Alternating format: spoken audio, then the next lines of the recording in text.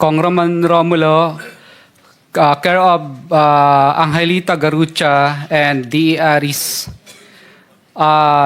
August 25, 2020, 3,915,000. January 17, 2022, 5,403,000.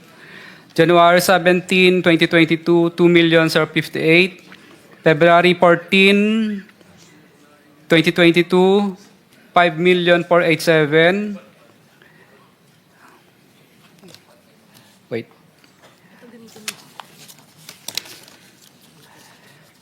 April 8, 2022, 2.6 million. February 6, 2023, 2.6. February 6, 2023, 7.2. March 3, 4.8. March 25, 9.7. March 5, 21.2. March 7, 7.077. May 30, 14,152. May 30, 14,699. Okay, Mr. Diskaya, ganito lang. Isabit nyo na lang yan. Kailan kayo pwedeng bumalik para kunin ang lahat?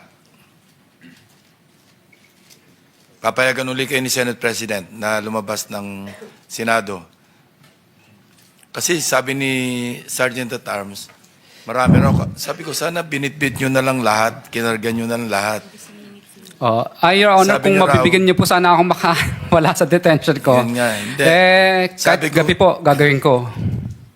Okay, papayagan ka namin uli. Susulat ako kay Senate President kung kailan. Pero kunin nyo na lahat, hindi nyo pabalik-balik. Gusto mo lang yata umuwi eh.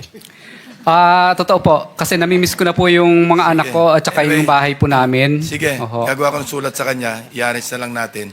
Pakisapit mo na lang Your sa Honor, committee. okay lang po ba? Banggitin ko na rin po yung iba pang mga pangalan na nandito Sige, na dapat babanggitin ko. Hindi ko lang po babanggitin yung mga Alright. presyo nila. Yung susunod po si Kong Marvin Rillo, Kong Dean Asistio, Kong Patrick Vargas, Kong Marivic Pilar, Kong Jojo Ang.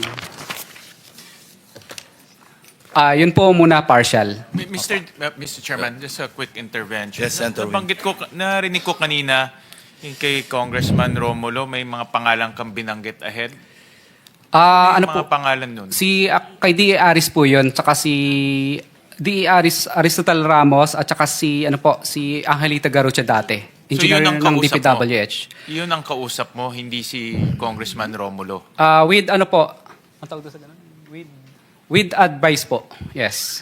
Pero wala kang diretso mo bang kausap si Congressman Romulo o itong dalawang tao ang kausap mo? Itong dalawang tao po na ito ang kausap ko, with ano rin naman po ni Congressman yun. Paano mo alam kung with consent? Kadalasan po, hindi po kami nakakaranas ng hirap, hindi po na mutual terminate yung projects. For example, may mga projects din po kami sa First Metro na nung hindi po kami binasbasan, ay na mutual terminate lang po ang project na yun at nalipat po sa ibang mga license. Kasi mahirap rin Contractor. na merong kagaya kanina kay Yusek Bernardo na merong isang taong may taong nasa gitna, hindi naman diretso sa kanya. Napakahirap naman na ganun yung sitwasyon dahil hindi diretso sa kanya. Observation ko lang no kasi base rin kanina sa nabanggit ni Mr. Bernardo. Thank you, Mr. Chairman. Mr. Chairman, singit ko lang din. So, Mr. Diskaya, may layer pa, ika nga, may tao na ito para kay congressman ganito. Pero sila ba mismo kumukuha o may tao? Tapos, nako-confirm ba na tatawagan mo yung mambabatas na, Sir, natanggap mo naman, baka mamaya, dinala lang sa bahay nung courier o nung tao. Kadalasan mo po, hindi naman po talaga harap sa kahit kaibigan mo na yung congressman, kahit na super friends na kayo, hindi naman po talaga siya harap sa'yo ng personal. Kumbaga, nagbibigay na lang po sila ng instruction. Kadalasan naman po talaga, ang inuutusan talaga nila, kung hindi yung chief of staff, DE, or kung sino pang pinagkakatiwalaan nila. So, yun po ang layers. Pero yung natanggap nila yung pera, tiwala ka na doon sa tao nila na di ba pwede makausap si Kong o may pinapirma ka ba? Ito, papirmahan mo na-receive, etc.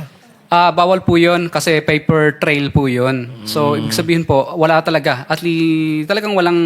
So, tiwala na lang. Yes po, mararamdaman mo lang naman po yun na talagang hindi ka binasbasan kapag pinahihirapan ka na. May pahirapan kang makakolekta, pahirapan ka sa lahat, o ano po mang klase ng bagay. Pag yan na po ang naramdaman mo, ibig sabihin, yung pera hindi nakarating. Pati sa collection siguro. Pag, Yes po, opo. collection, Sa collection mo po, mobilization mo pa lang, mahihirapan ka na.